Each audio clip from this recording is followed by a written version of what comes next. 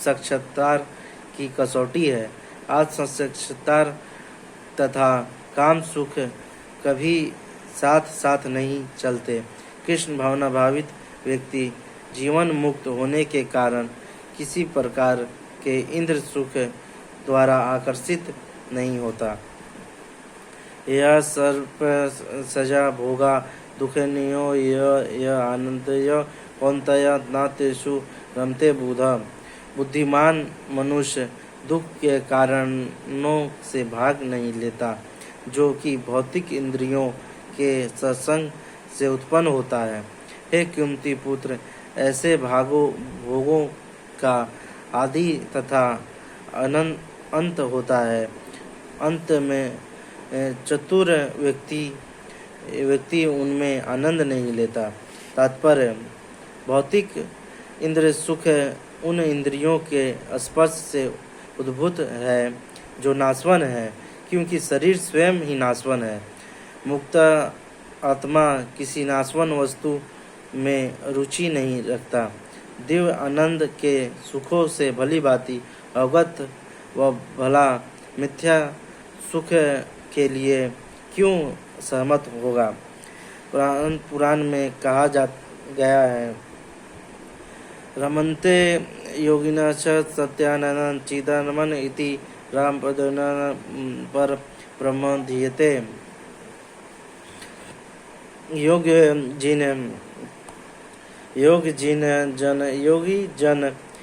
जन परम सत्य में रमण करते हुए अनंत दिव्य सुख प्राप्त करते हैं।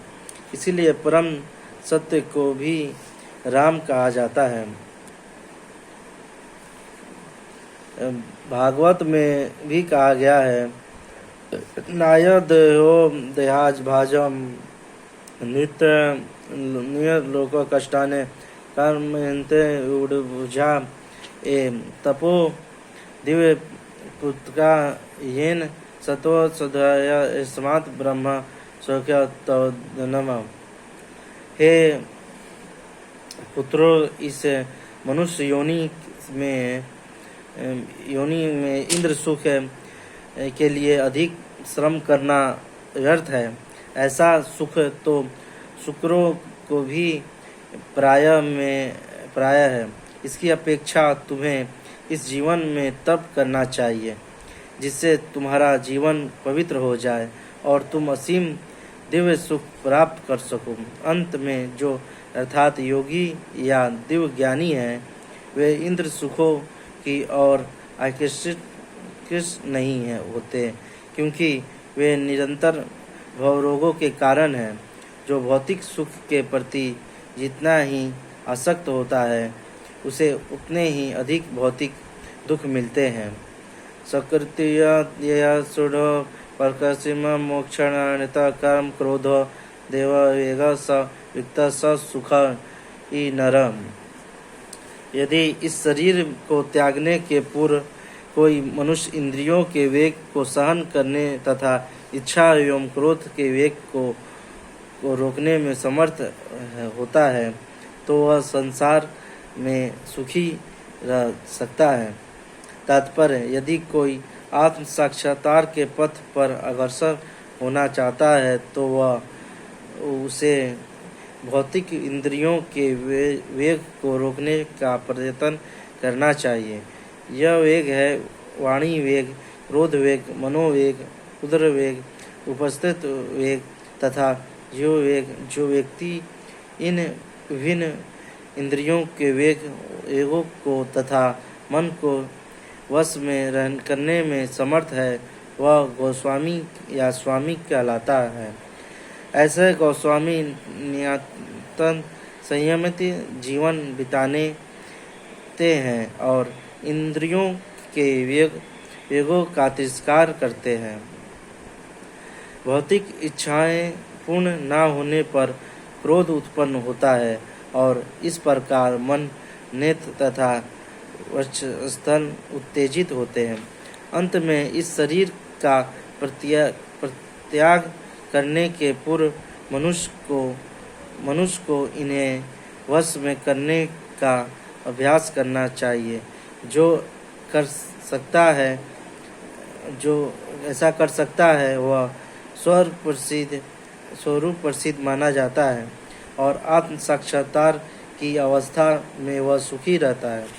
योगी का कर्तव्य है वह इच्छा तथा क्रोध को वश में करने का भरस प्रयत्न करे। यौन सुख यस योगी ब्रह्म निवारण ब्रह्मभूत दिन गच्छिता। जो अंत कारण में सुख का अनुभव करता है वो जो कर्मठ है और अंत कारण में ही रमण करता है तथा जिसका लक्ष्य अंतर्मुखी होता है वह सचमुच पूर्ण योगी है। वह ब्रह्मा से मुक्ति पाता है और अनंतगत्वा ब्रह्मा को प्राप्त होता है। तात्पर्य, जब तक मनुष्य अपने अंतःकरण में सुख का अनुभव नहीं करता तब तक भला ब्रह्मा सुख को प्राप्त करने वाली ब्रह्मा क्रियाओं से वह कैसे छूट सकता है। मुक्त पुरुष वास्तविक अनुभव द्वारा सुख भोगता है। अंत में वह किसी भी स्थान में मौन भाव से बैठकर अंतःकरणों में जीवन के कार्यकल्पों का आनंद लेता है। ऐसा मुक्त पुरुष भी कभी ब्रह्मा भौतिक सुख की कामना नहीं करता। यह अवस्था ब्रह्माभूत कहलाती है, जिसे प्राप्त करने पर भगवत धाम जाना निश्चित है। लभन्ते ब्रह्म निहारण्यस्य क्षीण कल्मस्य छिन्द्र देते तमन स्वरभूति रता। जो लोग संशय से उत्पन्न होने वाले दैत्य पर से परे हैं, जिनके मन आत्मा साक्षात्कार में रत है, जो समस्त जीवों के कल्याण कार्य करने में सदैव व्यस्त रहते हैं और जो समस्त पापों से रहित हैं, वह ब्रह्म निवारण मुक्ति को प्राप्त होते हैं। तात्पर्य, केवल वही व्यक्ति सभी जीवों के कल्याण कार्य में रत कहा जाएगा जो पूर्णतः कृष्ण भावना भावित है। जब व्यक्ति को यह वास्तविक ज्ञान हो जाता है कि कृष्ण ही सभी वस्तुओं में के उद्गम हैं, तब वह भी जो भी कर्म करता है सबों के हित में के ध्यान में रखकर करता है। परम भोक्ता, परम नियता तथा परम सखा कृष्ण को भूल जाना मानवता के क्लेशों का कारण है। अंत में समग्र मानवता के लिए कार्य करना सबसे बड़ा कल्याण कार्य है। कोई भी मनुष्य ऐसे श्रेष्ठ कार्य में तब तक नहीं लग पाता जब तक वह संयुक्त मुक्त ना हो। कृष्ण भावना भावित मनुष्य के हृदय में कृष्ण की सुरक्षितता पर बिल्कुल संदेह नहीं करता। वह इसलिए संदेह नहीं करता क्योंकि वह समस्त पापों से रहित होता है। ऐसा है यह देवी प्रेम है। जो व्यक्ति मानव समाज का भौतिक कल्याण करने में ही व्यस्त रहता है, वह वास्तव में किसी की भी सहायता नहीं कर सकता। शरीर तथा मन की क्षणिक खुशी संतोषजनक नहीं होती। जीवन संघर्ष में कठिनाइयों का वास्तविक कारण मनुष्य द्वारा परमेश्वर से अपने संबंध की स्मृति में ढूंढा जा सकता है। जब मनुष्य कृष्ण के साथ अपने संबंध के प्रति पूर्णतः सचेष्टा रहता है तो वह वास्तव में मुक्त आत्माओं होता है, भले ही वह भौतिक शरीर के जाल में फंसा हो। काम क्रोधो विमुक्तान यतिन यतचेत सम अभियतो ब्रह्म निवारणे वर्तत विधेयतमान। जो क्रोध तथा समस्त भौतिक इच्छाओं से रहित है जो स्वरूप प्रसिद्ध आत्म संयमी है और संसिद्ध के लिए निरंतर प्रयास करते हैं, उनकी मुक्ति निकट भविष्य में सुनिश्चित है। तात्पर्य: मोक्ष के लिए सतत प्रयत्नशील रहने वाले साधु पुरुष में से जो कृष्ण भावना भावित होता है वह सर्वश्रेष्ठ है। इस तथ्य की पुष्टि भागवत में इस प्रकार हुई है: या तो कर्ष भक्ताय कर्मस्य कर्ति संत तदविरिक्तम यतो रुद सतो गुण समर्थ भज वासुदेवम। भक्ति पूर्वक भगवान वासुदेव की पूजा करने का प्रयास तो करो। बड़े से बड़ा साधु पुरुष भी इंद्रियों के वेग को उतनी कुशलता से रोक पाने में समर्थ नहीं हो पाता जितना कि वह जो सकाम कर्मों की तीव्र इच्छा को समूल नष्ट करके और भगवान के चरण कमलों की सेवा करके दिव्य आनंद में लीन रहते हैं। बुद्ध जीव में कर्म के फलों को भोगने की इच्छा इतनी ही बलवत होती है कि ऋषि मुनियों तक से के लिए कठोर परिश्रम के बावजूद ऐसी इच्छाओं को वश में करना कठिन होता है। जो भगवत दत्त कृष्ण चेतना में निरंतर भक्ति करता है और आत्म साक्षात्कार में सिद्ध होता है, वह शीघ्र ही मुक्ति प्राप्त करता है। आत्मा साक्षात्कार का पूर्ण ज्ञान होने से वह निरंतर समाधि स्थिति रहता है। ऐसा ही एक उदाहरण दिया जा रहा है। दक्षिण स्पष्ट मत्य विनता स्वरूपण्य पुष्पण्य तथा भय पराजय। मछली, कछुआ तथा पक्षी केवल दृष्टि, चिंतन तथा स्पर्श से अपनी संतानों को पालते हैं। हे प्रजात, मैं भी उसी तरह करता हूँ। मछली अपने बच्चों को केवल देखकर बड़ा करती है। कछुआ केवल चिंतन द्वारा अपने बच्चों को पालता है।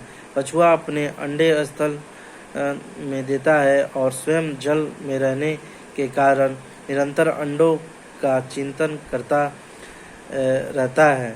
इसी प्रकार भगवत धाम से दूर स्थित में रहकर भी भगवान का चिंतन करके कृष्ण भावनामृत द्वारा उनके धाम पहुँच सकता है।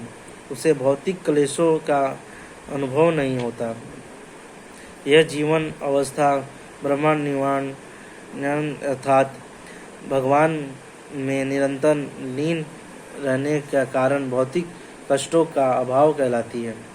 स्पर्श न कृत्वा ब्रह्म न चेतन भूर्वा प्राणी पायनो समो उतवा नाशवन चरणियो यतन्मयो बुद्धिमयो च प्राण विगतंश क्रोधा यह सदा युक्त मुक्ता एवं स। समस्त इंद्रियों विषयों को बाहर करके दृष्टि को भयों के मध्य में के केंद्रित करके प्राण तथा आपन वायु को नथुनों के भीतर रोककर और इस तरह मन, इंद्रियों तथा बुद्धि को वश में कर जो मोक्ष को लक्ष्य बनाता है, वह योगी इच्छा, भय तथा क्रोध से रहित हो जाता है। जो निरंतर इस अवस्था में रहता है, जो अवश्य ही मुक्त रहे।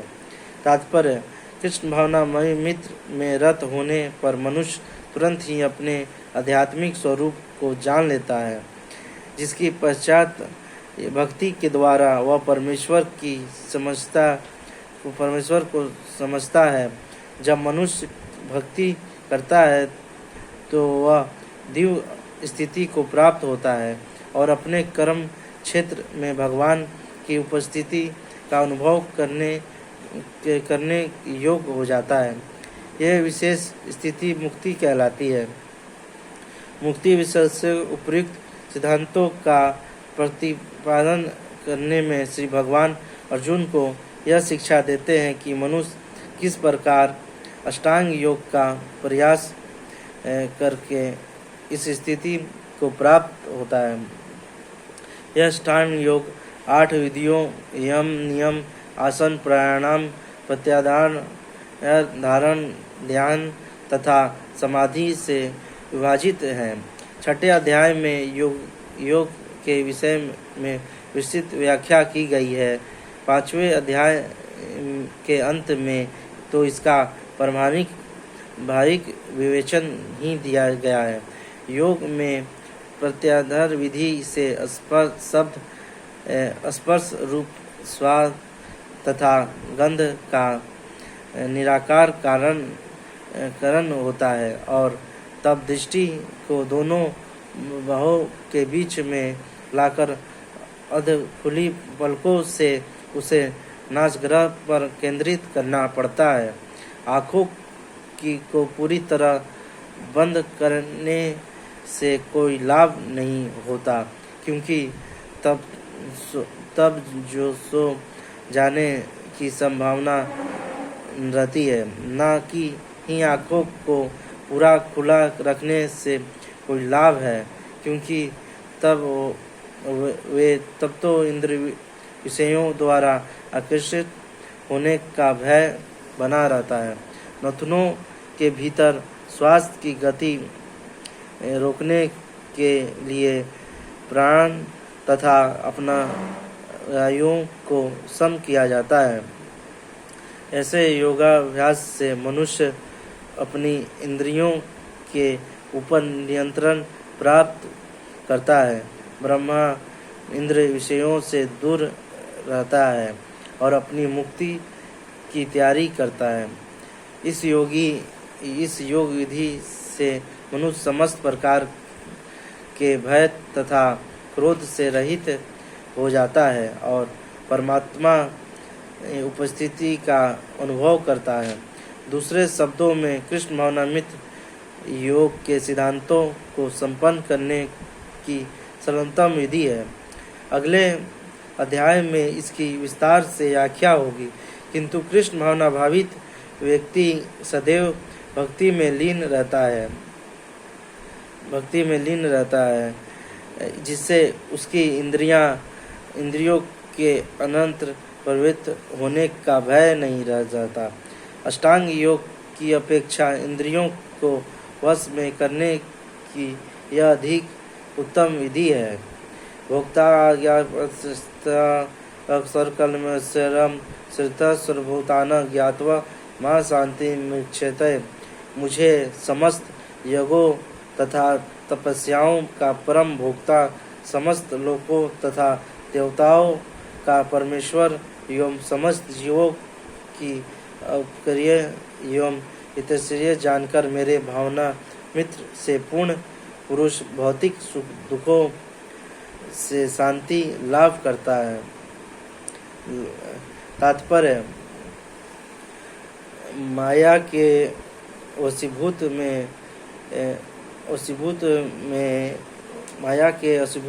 सारे बुद्ध जीव इस संसार में शांति प्राप्त करने के लिए उत्सुक रहते हैं, किंतु भगवत गीता के इस अंश में वर्णित शांति का सूत्र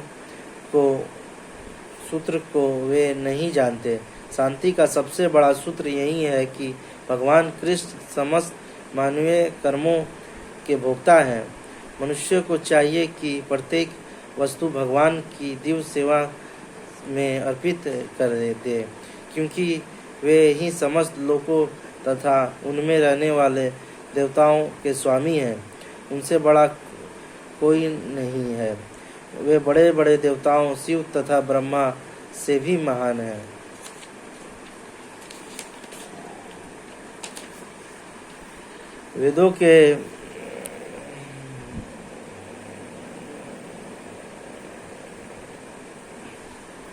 वेदों में शाश्वत उपनिषद में भगवान को तमसानन में परम महेश्वर में कहा गया है।